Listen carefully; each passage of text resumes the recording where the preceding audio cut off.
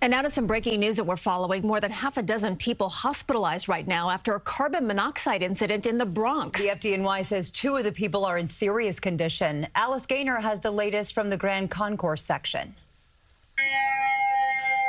The FDNY says 7 people were taken out of this home on Grant Avenue between East 164th and 165th Streets around noon Wednesday, 2 in serious condition. Companies responded to a EMS run for a medical response.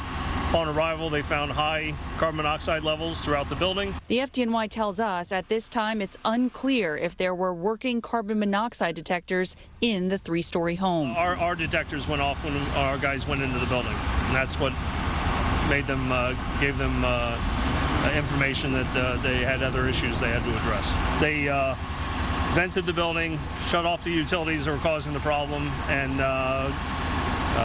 addressed all those issues. Fire marshals were on scene speaking with a man who would not identify himself to us. They took pictures inside the home. The street remained closed this afternoon as the investigation continued.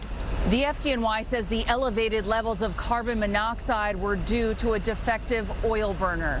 In the Grand Concourse section of the Bronx, Alice Gaynor, CBS News, New York.